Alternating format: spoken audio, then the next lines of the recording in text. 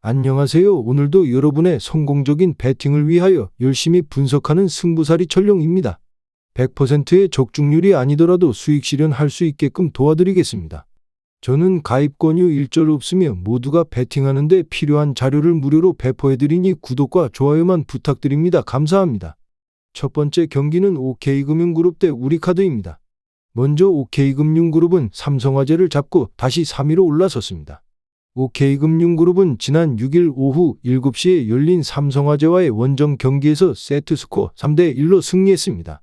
함께 3위 경쟁 중이던 삼성화재를 잡아낸 OK금융그룹은 15승 11패 승점 43점을 쌓아 올리며 순위가 한 계단 상승한 3위에 자리 잡고 있습니다. 승패는 높이와 범실 싸움에서 갈렸습니다. 두 팀은 각각 공격 성공률 67%, 66%를 기록하며 상당한 공격 안정성을 자랑했습니다. 하지만 블로킹 및 범실 부분에서 OK금융그룹이 삼성화재를 크게 압도했고 승기는 OK금융그룹으로 넘어갔습니다. 이날 승리의 1등 공신은 단연 레오였으며 레오는 양 팀을 통틀어 최다 득점인 40득점을 뽑아내며 맹활약했습니다. 공격 성공률도 70%를 훌쩍 넘어서는 74.07%였습니다. 신호진도 11득점을 달성하며 승리에 기여했습니다. 다음 우리카드는 연승 궤도에 오르며 선두 자리를 더욱 확고히 했습니다. 우리카드는 지난 4일 오후 2시에 열린 한국전력과의 원정 경기에서 세트스코어 3대1로 승리하며 연승을 달렸습니다. 17승 9패 승점 50점을 기록 중인 우리카드는 2위 대한항공을 승점 3점 차로 따돌리고 선두를 유지하고 있습니다. 이날 경기에서는 우리카드와 상대팀 한국전력 모두 공격 성공률이 40% 초중반대에 머무는 데 그쳤습니다. 다만 우리카드의 서브가 상당히 날카로웠고 높이와 범실 관리 능력까지 10분 발휘하며 한국전력을 가뿐히 제압했습니다. 우리카드의 공격을 이끈 선수는 마테이였고 마테이는 26득점을 기록하며 팀 내 최다 득점자가 됐습니다. 앞선 경기에서 공격력이 무르익은 모습을 보였던 김지한은 9득점, 공격 성공률 37.5%에 그쳤습니다.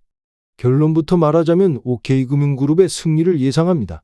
OK금융그룹의 경우 주포레오가 매 경기 기복 없는 경기력을 유지하며 맹폭을 가했습니다. 5라운드 들어서는 신호진까지 두 자릿수 득점을 꾸준히 올리며 공격에 가세하고 있습니다. 그에 반해 우리카드의 마테이는 5라운드 들어 50%를 밑도는 공격 성공률을 기록하는 등 다소 힘이 떨어진 모습입니다. 또 다른 공격 옵션인 김지한의 경기력이 들쑥날쑥한 것도 불안 요소입니다. 결국 마테이, 김지한의 공격력으로는 레오의 폭발력에 맞서기 힘들 가능성이 크다고 보여집니다. 우리카드가 블로킹 부문 1위에 오르며 높은 높이를 자랑하고 있지만 레오가 우리카드의 벽을 뚫어내고 OK금융그룹의 승리를 이끌 것으로 전망됩니다. OK금융그룹의 승리를 추천드립니다. 두 번째 경기는 수원 KT 대 원주 DB입니다. 먼저 KT는 고양 소노를 꺾고 3연승을 거뒀습니다.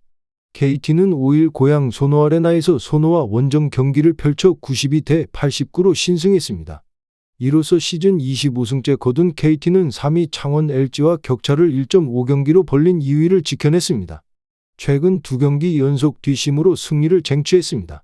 지난 3일 SK 원정에서 9점 차로 뒤처진 채 시작한 4쿼터에서 28점 몰아넣고 역전승을 거뒀던 KT는 이날도 외곽에서 밀리며 한때 8점 차로 뒤처졌지만 후반의 경기에 대한 집중력으로 또다시 전세를 뒤집고 역전승을 거뒀습니다. 팀 스틸 11개로 14번의 실책을 유발해 턴오버 상황에서만 20점을 올리는 등 공수에 적극적이었습니다. 이날도 페리스 베스가 해결사 역할을 자처했습니다. 베스는 25점 15리바운드 7어시스트를 기록해 팀 승리의 주역이 됐으며 베스와 더불어 하윤기, 한희원, 정성우 등 국내 주축 선수들이 두 자릿수 득점을 올려 팀 승리에 보탰습니다. 다음 DB는 역시 창원 LG를 꺾고 파죽의 4연승을 달렸습니다. DB는 6일 창원체육관에서 LG와 원정 경기를 펼쳐 83대 79로 승리했습니다. 이로써 5경기 연속 원정에서 4연승을 거둔 DB는 시즌 31승째 기록하며 2위 KT와 5경기 차로 벌어진 선두 질주 중입니다. DB는 KT와 달리 연이은 원정 경기 탓에 후반에 힘이 빠지며 추격을 허용했습니다. 전반 상대 공격력을 제어해 한때 23점 차로 앞섰던 DB였지만 후반에 힘이 급속도로 빠지며 38득점 머물고 52점을 내줬습니다. 전반에 이미 큰 점수 차로 벌어졌기에 상대가 전세를 뒤집을 순 없었지만 DB 입장에서는 아쉬움이 남는 경기였습니다. 이날 디드릭 로슨이 앞선 3경기와 비교하면 다소 아쉬웠습니다. 최근 최소 24점을 올렸던 로슨은 이날 단 18점으로 그쳤습니다. 다행히 강상재, 이선 알바노가 제 몫을 해주며 DB가 리드를 유지할 수 있었습니다. 결론부터 말하자면 선두 경쟁에 합류하려는 팀과 도망가려는 팀이 만납니다. 선두 DB를 추격 중인 KT는 현 시점 공수에서 모두 베스의 역할이 클 뿐만 아니라 매경기 기복이 없어 KT가 상위권을 유지하는 데 가장 큰 역할을 하고 있습니다. KT는 최근 원정 2경기 모두 베스의 힘으로 역전승을 거뒀습니다. 선두 DB는 계속되는 원정 경기로 인해 선수들의 피로감이 쌓여있는 상태입니다. 특히 로슨의 득점력 부진이 뒷심 부족으로 이어지면서 추격의 빌미를 제공합니다. 게다가 DB는 상위권 팀 중 가장 실점이 높은 팀으로 후반기 9경기 평균 83.1실점을 기록했습니다. 따라서 베스라는 강력한 득점포와 함께 상대적으로 피로도가 낮은 수원 KT 손익붐의 승리를 예측합니다. 수원 KT의 승리를 추천드립니다. 세 번째 경기는 GS칼텍스 대 현대건설입니다. 먼저 GS칼텍스는 지난 6일 페퍼저축은행과의 5라운드 경기에서 세트스코어 3대2로 대역전승을 거뒀습니다. 경기 초반 리시브가 크게 흔들리면서 1세트와 2세트를 내준 GS칼텍스는 경기를 어렵게 풀어갔지만 3세트부터 조직력을 끌어올리면서 가까스로 승점 2점을 챙겼습니다. 이날 승리로 16승 10패 승점 45로 3위를 지킨 GS칼텍스는 4위 정관장과 격차는 4점이 됐습니다. 실바가 블로킹 4개, 서브 2개를 포함해 36점을 올렸지만 범실에서만 16개를 저질렀고 공격 효율도 20.27%로 저조했습니다. 다음 현대건설은 지난 4일 정관장과의 5라운드 경기에서 세트스코어 2대3으로 패했습니다. 이날 패배로 7연승이 끝난 선두 현대건설은 승점 1점에 그치며 20승 6패 승점 62로 2위 흥국생명과의 격차를 6으로 벌렸습니다. 모마가 공격 성공률 59.65%를 기록하며 36점을 터뜨렸지만 다른 날개 공격 지원 사격이 부족했습니다. 아웃사이드 히터 위파위와 정지훈, 고예림, 김주향까지 공격 성공률 40%를 넘기지 못하면서 경기의 흐름을 가져오지 못했습니다. 미들블로커 양유진은 상대의 집중 견제가 쏟아지면서 공격 득점 8점에 그쳤습니다. 이날 현대건설은 상대 공격력의 리시브가 제대로 이루어지지 않으면서 어려움을 겪었습니다. 팀 공격 성공률 46.43%, 49.38%, 팀 리시브 효율은 상대와 비슷한 수치를 보였지만 범실에서 26대 16로 크게 차이가 났습니다. 결론부터 말하자면 현대건설의 승리를 예상합니다. GS칼텍스는 43.04%의 공격 성공률로 현 시점 공격 1위를 달리고 있지만 지난 최하위 페퍼저축은행과의 경기에서 35.12%의 공격 성공률로 풀세트 접전 끝에 가까스로 역전승을 거뒀습니다. 반면 현대건설은 지난 정관장과의 경기에서 46.43%의 공격 성공률을 기록했고 시즌 평균 42.66%의 공격 성공률을 뛰어넘는 경기력을 보였습니다. 또한 현대건설이 세트당 2.33개의 블로킹 득점으로 여자부에서 가장 높은 블로킹 라인을 구축하고 있는 점도 상대 팀 공격진의 부담으로 작용할 가능성이 크다고 보여집니다.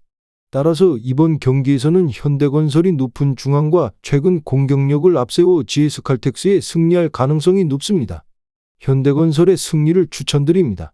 마지막 경기는 고양선호 대 서울삼성입니다. 먼저 선호는 5일 고양에서 열린 KT와의 경기에서 89대 92로 패했습니다. 4연패에 빠진 선호는 13승 26패로 9위에 머물렀고 8위 정관장과의 격차는 0.5경기입니다. 이날 선호의 이정현은 3점슛 3개를 포함해 무려 27득점 3리바운드 9어시스트를 기록했습니다. 지난후 오누아쿠가 16득점 13리바운드, 김진유가 11득점 8리바운드로 이정현을 받쳐줬지만 팀의 패배를 막지는 못했습니다. 김민욱도 12득점 4리바운드를 기록했습니다. 1쿼터 초반 KT 베스와 하윤기의 연속 득점에 0대 8까지 끌려가던 선호는 쿼터 중반부터 힘을 내며 역전에 성공했습니다. 3쿼터까지도 선호는 외곽슛을 자주 성공시키며 리드를 이어갔습니다. 그러나 쿼터 막판 역전을 허용했고 4쿼터 내내 베스를 막지 못한 선호는 역전패를 당했습니다. 다음 삼성은 6일 대구에서 열린 한국가스공사와의 경기에서 79대 85로 패했습니다. 3연승에 실패하면서 흐름이 깨진 삼성은 7승 32패로 최하위에 머물렀습니다. 9위 손호와의 격차는 6경기이며 역시나 코피코버는 한국가스공사의 골밑을 휘저으며 28득점 8리바운드 6어시스트를 기록했습니다. 이정현도 간만에 3점슛 3개를 포함해 14득점 5리바운드로 활약했습니다. 다만 이원석이 4득점, 신동혁이 5득점에 그치면서 승리를 만들지는 못했습니다. 삼성은 상승세의 팀답게 1쿼터부터 코번의 파워를 바탕으로 한국가스공사를 몰아붙였습니다. 그러나 한국가스공사는 이대현과 니콜슨의 득점으로 달아나기 시작했습니다. 삼성은 3쿼터 한때 70대 59로 점수차를 벌렸지만 4쿼터 막판에 김낙현의 폭주를 막지 못하면서 역전을 허용했고 점수를 뒤집기에는 시간이 부족했습니다. 결론부터 말하자면 손호는 4연패에 빠지면서 최근 10경기에서 3승 7패를 기록했습니다. 홈에서도 3연패에 빠져있는 상황이라 삼성을 상대로 홈 2점을 가져가기는 힘들 것으로 보입니다. 삼성은 LG와 KCC를 연달아 잡으며 시즌 첫 연승을 기록했지만 한국가스공사를 상대로 역전패를 당했습니다. 최근 10경기에서 2승 8패를 기록했지만 최근 경기력으로만 본다면 손호를 앞설 수 있을 것으로 보입니다. 양팀은 이번 시즌 5번 맞붙었고 삼성이 3승 2패로 앞서 있습니다. 코번과 이정현을 앞세운 삼성이 이번 경기를 승리할 가능성이 높아 보입니다. 서울 삼성의 승리를 추천드립니다. 전체적으로 추천은 드리지만 조합픽을 원하신다면 구독과 좋아요 눌러주시면 감사합니다. 배팅하시는데 도움이 되셨다면 구독과 좋아요 부탁드립니다. 영상 시청해주셔서 감사합니다.